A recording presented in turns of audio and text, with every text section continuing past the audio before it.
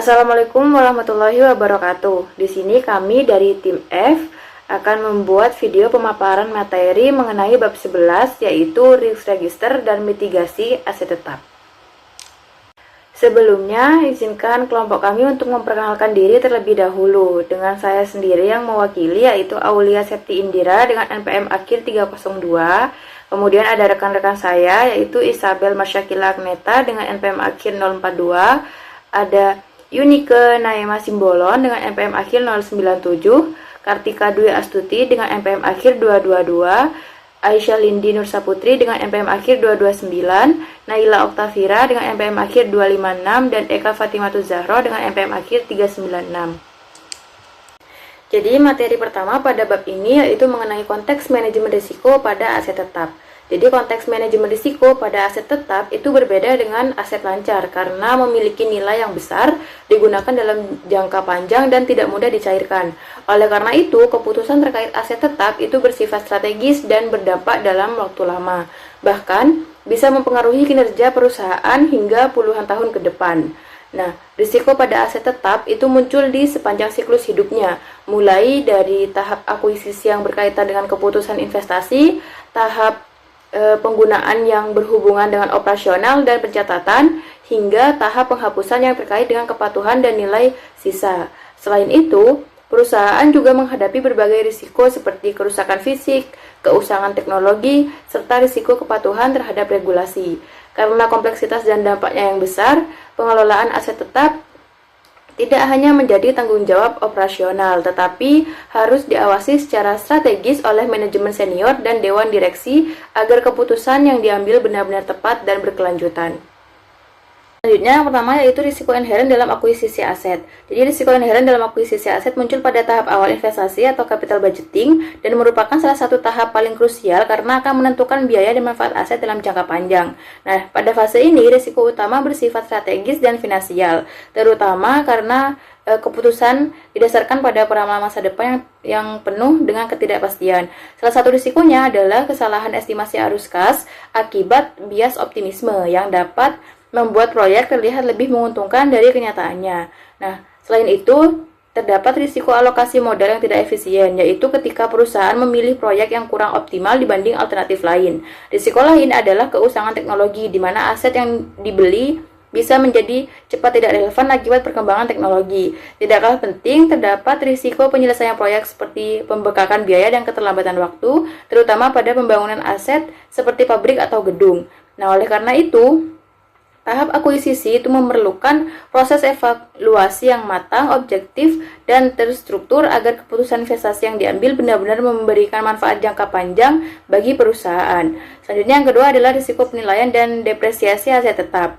Jadi risiko penilaian dan depresiasi aset tetap itu muncul setelah aset digunakan, terutama dalam risiko pencatatan akuntansi yang memerlukan banyak estimasi dan pertimbangan manajemen. Salah satu risikonya adalah penetapan kebijakan depresiasi yang tidak tepat, seperti menentukan masa manfaat yang terlalu panjang atau nilai residu yang terlalu tinggi, sehingga beban depresiasi menjadi kecil dan laba terlihat lebih besar. Selain itu, terdapat risiko tidak diakuinya penurunan nilai atau impairment ketika aset sebenarnya sudah mengalami penurunan kinerja atau nilai yang menyebabkan aset dan laba dilaporkan lebih tinggi dari kondisi sebenarnya. Nah, risiko lainnya adalah kesalahan dalam kapitalisasi biaya, yaitu ketika biaya pemeliharaan rutin dicatat sebagai aset agar tidak langsung membebani laba. Nah, jika tidak dikelola dengan baik, risiko-risiko ini dapat menyebabkan laporan keuangan menjadi tidak akurat dan menyesatkan. Oleh karena itu, diperlukan pengendalian internal yang kuat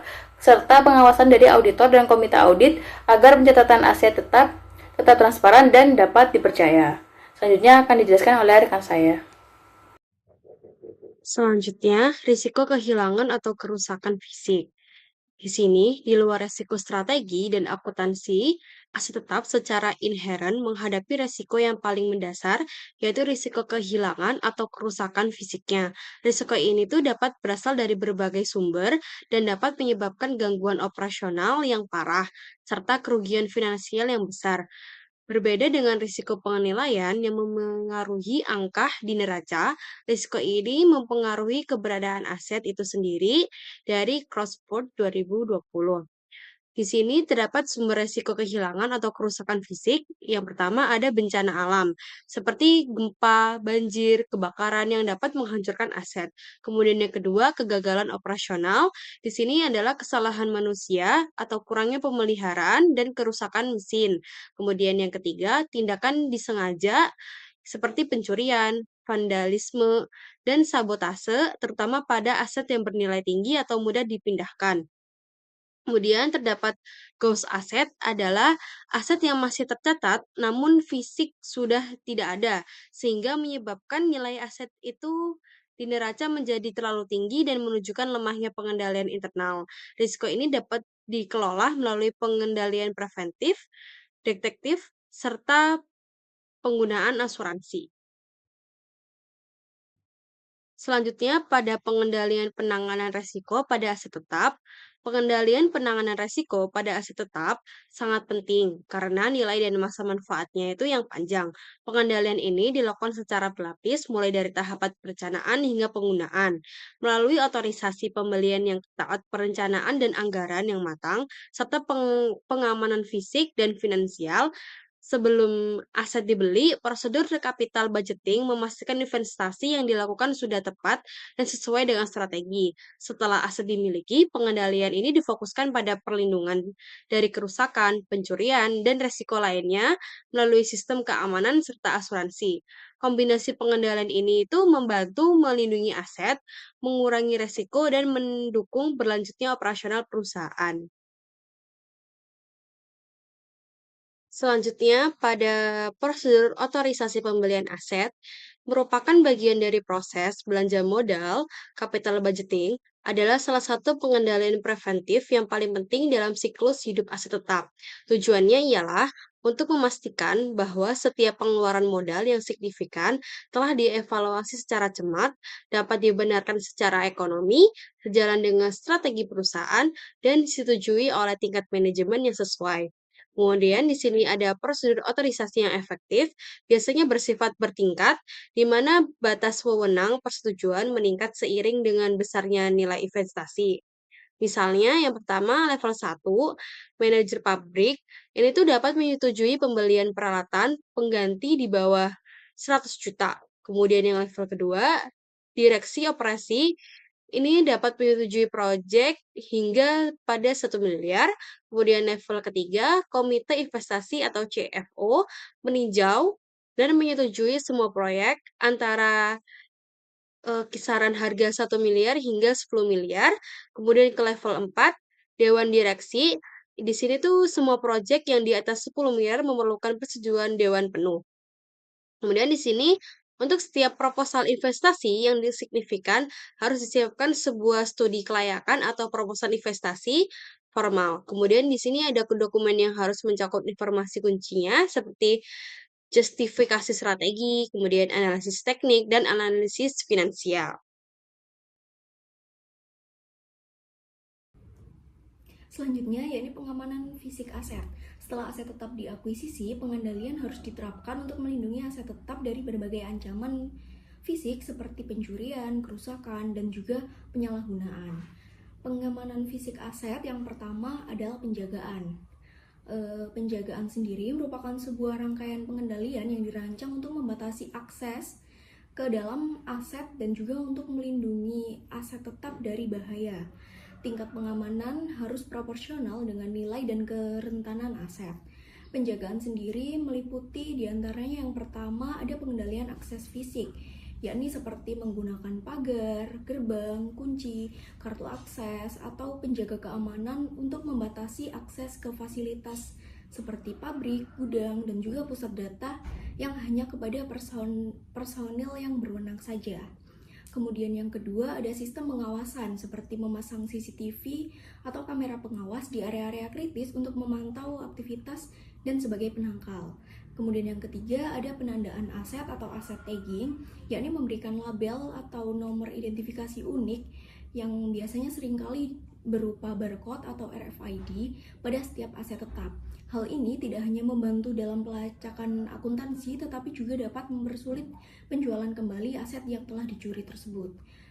Kemudian yang keempat ada perlindungan dari bahaya lingkungan, yakni menerapkan pengendalian seperti sistem deteksi dan pemadam kebakaran atau sprinkler, kemudian menerapkan sistem drainase untuk mencegah banjir, atau membangun struktur yang tahan gempa di area yang rawan terjadi gempa.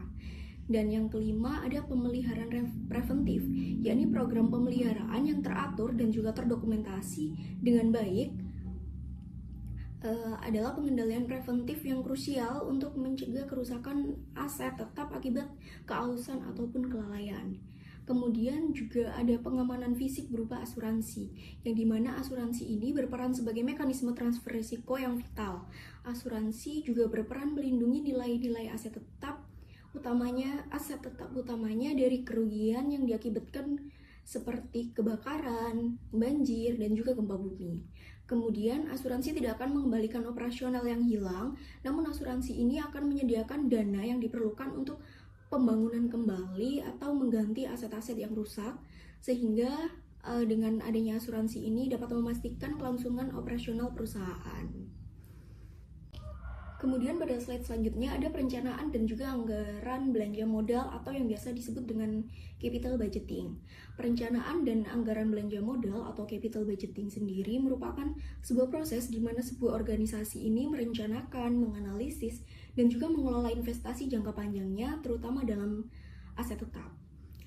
Adapun tujuan-tujuan dari capital budgeting sendiri adalah untuk memastikan sumber daya finansial perusahaan yang terbatas dapat teralokasikan ke dalam proyek-proyek yang bernilai besar dalam jangka panjang, serta mendukung strategi jangka panjang dari perusahaan tersebut. Menurut Graham dan Harvey pada tahun 2022, proses ini biasanya merupakan bagian dari siklus perencanaan strategis tahunan perusahaan, di mana nantinya setiap departemen akan mengusulkan proyek-proyek belanja modal atau yang bisa disebut dengan CAPEX yang mereka butuhkan untuk tahun-tahun mendatang, baik untuk penggantian aset yang sudah ada, ekspansi kapasitas, atau inisiatif strategis baru.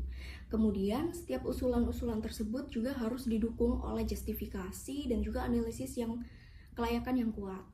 Setelah semua usulan tersebut telah dikumpulkan, manajemen nantinya akan mengevaluasi proposal pengusulan tersebut dan memilih proyek paling prioritas berdasarkan matriks keuangan seperti NPV ataupun IRR. Proses tersebut akan menghasilkan anggaran belanja modal tahunan yang disetujui dan juga merinci proyek-proyek mana yang nantinya akan didanai oleh perusahaan. Adapun manfaat dari capital budgeting sendiri, yakni yang pertama untuk memastikan alokasi modal yang rasional dan juga berbasis data, yang kedua mencegah adanya pengeluaran yang tidak perlu atau yang bisa disebut dengan pengeluaran impulsif, yang ketiga memfasilitasi koordinasi antar departemen, dan yang keempat menyediakan dasar untuk mengukur kinerja pelaksanaan proyek-proyek tersebut. Kemudian pada slide selanjutnya, saya akan menjelaskan mengenai risk register pada akuisisi dan penilaian aset tetap. Menurut Hopkins, pada tahun 2022, risk register sendiri merupakan sebuah catatan yang dibuat untuk mendokumentasikan risiko-risiko spesifik yang terkait dengan akuisisi dan juga penilaian aset tetap. Risk register untuk aset tetap akan berfokus pada risiko-risiko yang memiliki dampak finansial jangka panjang yang signifikan. Mendokumentasikan risiko-risiko tersebut secara formal akan memastikan bahwa risiko tersebut akan mendapatkan perhatian yang layak, memiliki pemilik yang jelas, atau memiliki risk owner yang jelas, dan juga rencana penanganannya dapat segera dilacak. Adapun untuk entry dari sebuah risk register sendiri adalah yang pertama, uraian identifikasi risiko dari berbagai sudut, yang kedua penyebab dan potensi dampak dari risiko tersebut, yang ketiga ada evaluasi tingkat risiko baik sebelum dan juga sesudah pengendalian, yang keempat ada rencana penanganan risiko, dan yang terakhir ada risk owner. Kemudian proses pengisian risk register juga harus menjadi latihan kolaboratif yang melibatkan beberapa departemen seperti departemen teknik, departemen operasional, dan juga departemen keuangan untuk menangkap semua perspektif yang relevan. Kemudian adapun analogi sederhananya adalah Ketika register ini diibaratkan seperti catatan medis, di mana ketika sebuah perusahaan mengakuisisi atau melahirkan proyek baru, maka harus dibuat catatan yang baru juga. Catatan tersebut akan mendokumentasikan risiko bawaan proyek seperti misalnya pembelian di atas harga pasar. Kemudian selama masa hidup aset, maka catatan medis akan terus diperbarui, misal mencatat adanya penyakit ataupun adanya cedera yang terjadi atau yang dialami oleh sebuah aset tetap, misalnya seperti penurunan nilai. Nah, risk owner juga diibaratkan sebagai dokter yang akan mencatat secara berkala, meninjau catatan untuk menilai kesehatan aset atau yang biasa disebut dengan penilaian risiko, dan kemudian meresepkan obat atau terapi sebagai rencana perlakuan terhadap aset tetap tersebut.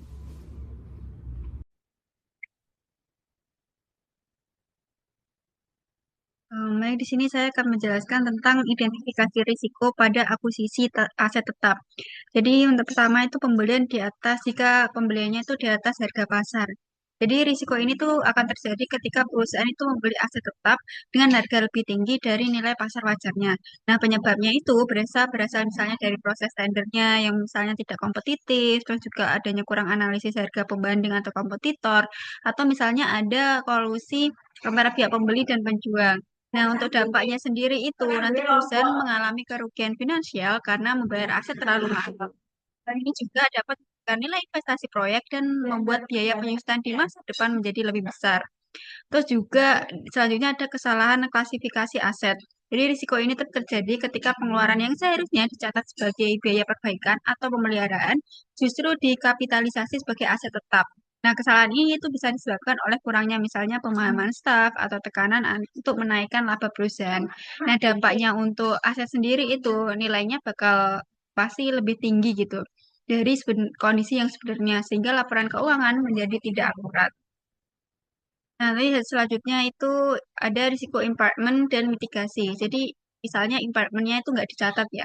Jadi, risiko ini terjadi ketika perusahaan gagal mencatat penurunan nilai aset tetap. Padahal sebenarnya nilai aset itu sudah turun secara permanen, tapi nggak dicatat gitu. Nah, penyebabnya bisa karena misal manajemen enggan mengakui kerugian, terus juga mungkin proses pemantauan indikator impairment-nya tidak dilakukan dengan baik.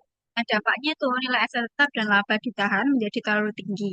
Nah, hal ini dapat menyesatkan investor karena laporan keuangan tidak menunjukkan kondisi perusahaan yang sebenarnya.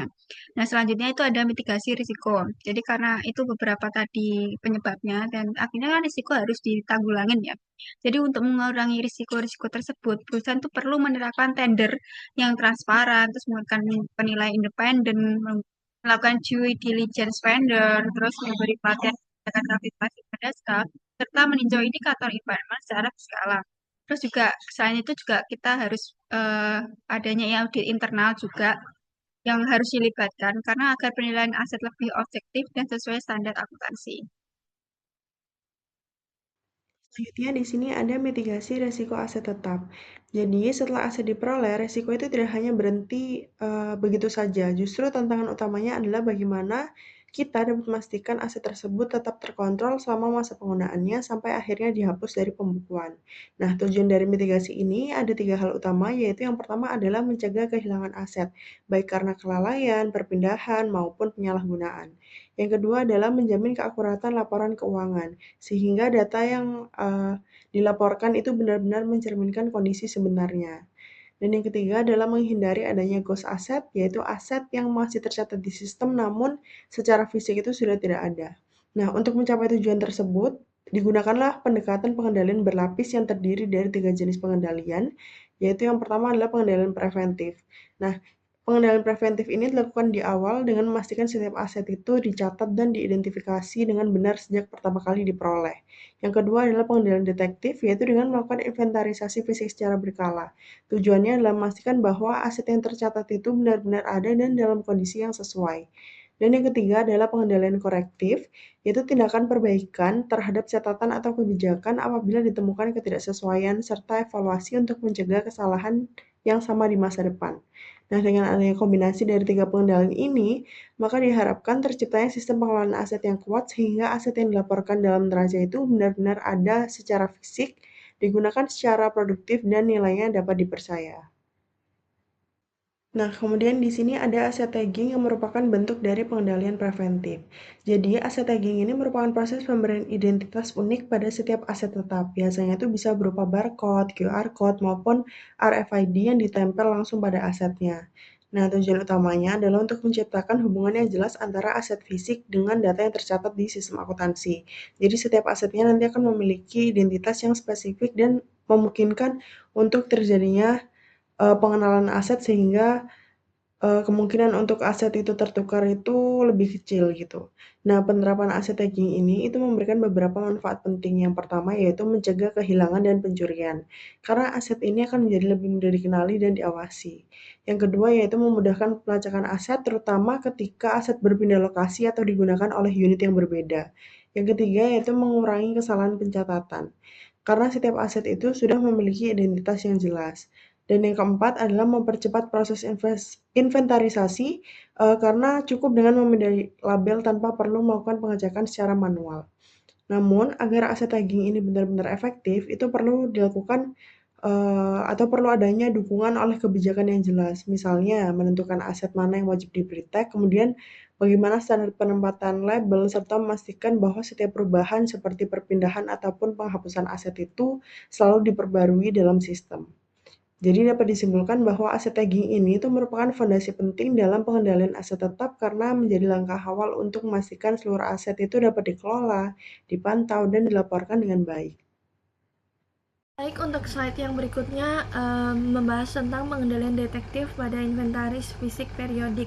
Nah, inventaris fisik periodik ini merupakan pengendalian detektif yang bertujuan memastikan bahwa aset tetap yang tercatat benar-benar ada secara fisik berada di lokasi yang tepat dan dalam kondisi yang sesuai. Nah, proses ini sangat penting untuk mendeteksi aset fisik, yaitu aset yang ada di catatan tetapi tidak ditemukan di lapangan, serta mengidentifikasi aset yang rusak atau sudah tidak layak. Nah, pelaksanaannya dimulai dari beberapa tahapan. Yang pertama ada dimulai dengan perencanaan, yaitu menentukan ruang lingkup, waktu, dan tim.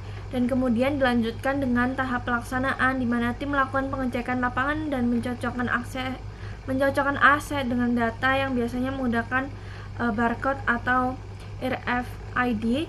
Nah, setelah itu akan melakukan rekonsiliasi untuk membandingkan hasil fisik dengan catatan akuntansi jika terdapat selisih, dan dilakukan investigasi serta tindak lanjut serta penyusunan penyesuaian atau penghapusan aset. Nah, frekuensi inventaris ini bergantung pada jenis aset.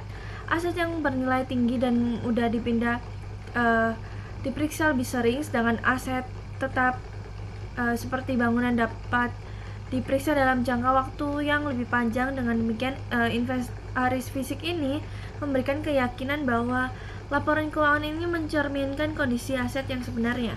Untuk yang selanjutnya ada materi tentang pengendalian korektif terhadap peninjauan kembali kebijakan depresiasi. Nah, peninjauan kembali kebijakan depresiasi ini merupakan pengendalian korektif yang bertujuan memperbaiki estimasi akuntansi agar tetap relevan dengan kondisi yang akurat.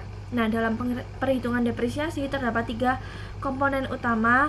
Yang pertama ada biaya perolehan, masa manfaat, dan nilai residu. Dari ketiga komponen ini, masa manfaat dan nilai residu ini bersifat estimasi sehingga dapat berubah seiring dengan waktu. Nah, sehingga berdasarkan standar akuntansi, perusahaan perlu meninjau kembali estimasi setidaknya setiap akhir tahun buku. Nah, jika terdapat perubahan yang signifikan, maka dicatat sebagai perubahan estimasi akuntansi dan berdampak pada periode berjalan serta periode mendatang. Nah, peninjauan ini dipicu oleh beberapa faktor seperti data pemeliharaan yang menunjukkan aset lebih cepat rusak, hasil investasi fisik yang menunjukkan penurunan kondisi, atau adanya perubahan teknologi dan kondisi pasar. Nah, dengan melakukan peninjauan serta secara berkala, perusahaan ini dapat meningkatkan akurasi laporan keuangan dan memastikan nilai tetap mencerminkan kondisi ekonomi yang sebenarnya. Selanjutnya terdapat lingkungan pengendalian dan teknik penjaminan. Nah, Selain pengendalian di tingkat transaksi, efektivitas pengelolaan aset tetap juga bergantung pada lingkungan dan pada lingkungan pengendalian dan teknik penjaminan. Nah, kedua hal ini memastikan bahwa seluruh prosedur yang ada benar-benar dijalankan secara konsisten. Nah, elemen pertama adalah jejak audit atau audit trail, yang dimana merupakan sistem yang mencatat setiap perubahan pada aset tetap seperti pembahasan, penambahan, perubahan estimasi hingga penghapusan. Sehingga dari hal ini penting untuk menjaga akuntabilitas dan memudahkan penelusuran jika terjadi penyimpangan. Dan elemen yang kedua adalah verifikasi legalitas aset, yakni memastikan bahwa perusahaan memiliki hak kepemilikan yang sah atas aset yang dicatat, terutama untuk aset seperti tanah dan bangunan. Nah, pengendalian dokumen kepemilikan ini menjadi dasar yang sangat penting dalam hal ini. Untuk elemen yang ketiga adalah uji tuntas atau due diligence, yang merupakan proses pemeriksaan menyeluruh sebelum melakukan transaksi besar seperti akuisisi. Nah, untuk tujuannya itu untuk mengidentifikasi resiko dan kewajiban tersembunyi agar keputusan diambil lebih cepat. Secara keseluruhan, ketiga elemen ini untuk memperkuat pengendalian aset tetap dan memastikan bahwa pengelolaan berjalan secara efektif, transparan, dan dapat dipercaya. Oke, di sini saya akan membahas lebih lanjut mengenai apa yang sudah disampaikan oleh teman saya sebelumnya. Yang pertama di sini ada audit trail atau jejak audit perubahan aset. Dalam manajemen aset modern, audit trail itu berfungsi sebagai rekaman digital otomatis yang mencatat setiap aktivitas dalam sistem. Jejak audit yang efektif wajib mendokumentasikan 4 informasi kunci pada setiap perubahan, yaitu yang pertama apa yang diubah, kemudian siapa pelakunya, kapan waktunya, serta perbandingan nilai sebelum dan sesudah perubahan itu. Kenapa ini sangat penting? Karena audit trail itu memberikan manfaat ganda. Secara preventif, sistem ini mencegah niat kecurangan karena setiap tindakan karyawan itu terekam dan juga dapat dilacak tentunya. Itu secara preventif. Kalau secara detektifnya, sistem ini memudahkan manajer maupun auditor untuk memverifikasi otorisasi aset secara efisien. Bahkan ada juga bukti forensik jika terjadi penyimpangan atau fraud. Sebagai penutup di poin ini, integritas jejak audit itu wajib dilindungi secara ketat. Catatan ini harus bersifat permanen dan tidak boleh dapat diubah-ubah atau dihapus oleh siapapun, termasuk administrator sistemnya. Di sini guna menjamin validitas dan transparansi informasi akuntansi suatu perusahaan. Selanjutnya, verifikasi legalitas kepemilikan aset. Kita harus menyadari bahwa untuk aset-aset material seperti tanah dan bangunan, sekedar mencatat dalam buku besar itu nggak cukup. Jadi perusahaan itu wajib menjamin adanya hak hukum yang sah melalui verifikasi legalitas. Ini adalah komponen non-negotiable untuk melindungi perusahaan dari risiko sengketa hukum atau kehilangan aset secara permanen. Di sini ada 4 aspek utama dalam pengendalian ini. Yang pertama itu adalah penyimpanan aman. Jadi dokumen asli seperti SHM, IMB, atau BPKB itu wajib disimpan dalam brankas tahan api atau safe deposit box dengan akses yang sangat terbatas. Yang kedua itu ada verifikasi akuisisi. Jadi sebelum adanya transaksi, perusahaan itu wajib melakukan legal due diligence dan pengecekan keaslian sertifikat ke BPN. Itu guna untuk memastikan aset itu bebas sengketa. Yang ketiga, rekonsiliasi periodik, dilakukan pencocokan rutin antara daftar aset yang ada di sistem dengan fisik dokumen kepemilikan untuk mendeteksi selisih sejak dini.